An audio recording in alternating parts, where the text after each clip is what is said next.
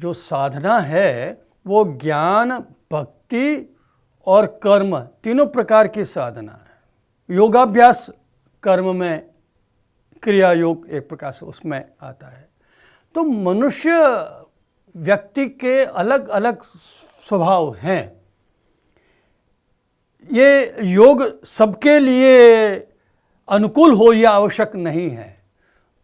योगाभ्यास हर कोई करे यह आवश्यक नहीं है। समाधि हर कोई लगाए ऐसा संभव ही नहीं है। तो क्या मोक्ष की प्राप्ति हर व्यक्ति नहीं कर सकता? ऐसा नहीं है। कुछ लोग ज्ञान प्रधान होते हैं। अब कबीर हैं जैसे, वो ज्ञानी व्यक्ति थे। अब कबीर को अब जैसा ज्ञान हो गया कि वास्तव में क्या सार्थक है क्या निरर्थक है, उसके लिए फिर कोई अभ्यास की आवश्यकता नहीं। गीता में भी कहा गया, ज्ञान का माने आपने जान लिया कि आपका स्वरूप वास्तव में क्या है, और उस जानने के बाद में आपकी तृष्णा समाप्त हो गई।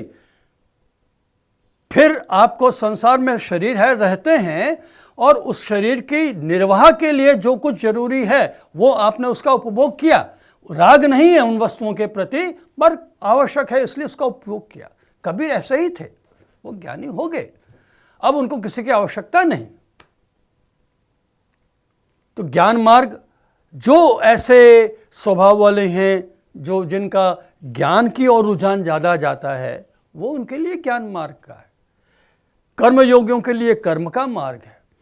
और दोनों मार्गों के लिए जो उपयुक्त नहीं होते, अपने आप के स्वभाव को उपयुक्त नहीं मानते, उनके लिए भक्ति है। ईश्वर की भक्ति, सर्वधर्मान परित्यज्य मामेकम शरणं व्रज अहम त्वं सर्व पापेभ्यो मोक्षयिष्यामि। एक बहुत बड़ा आश्वासन, बहुत बड़ा एक प्रकार से वो दे दिया कि तू सब मैंने बता दिया, फिर भी तेरे दिमाग में कुछ बात नहीं बनती है, कुछ नहीं कर पाता, तू सबको छोड़ दे। ये सारा कहने के बाद में ये कहा कि सबको छोड़ दे। बहुत बड़ी बात कही है, बहुत बड़ी बात कही। और छोड़ करके तू एक मेरी शरण को ग्रहण कर ले। कुछ न कुछ तो करना तो पड़ेगा। तो आप ईश्वर की शरण में चले जाएं। जैसे बिल्ली का बच्चा है, वो कुछ भी नहीं करता, जो कुछ करना होता उसकी माँ करती है। जो पहने दांत, जिन पहने दांतों से वो चूहे को उसको विदीर्ण कर देती है, उन्हीं दांतों से वो बिल्ली वो बहुत कोमलता से उसकी गर्दन को पकड़ करके, कहते हैं कि वो जब तक बड़े नहीं होते 7 घर ले जाती है। अब 7 घर ले जाती है, कितने ले जाती है एक अलग बात है, पर यह सही है कि वह उसकी सुरक्षा का पूरा ध्यान रखते हुए उसको अलग अलग स्थान पर ले जाती है।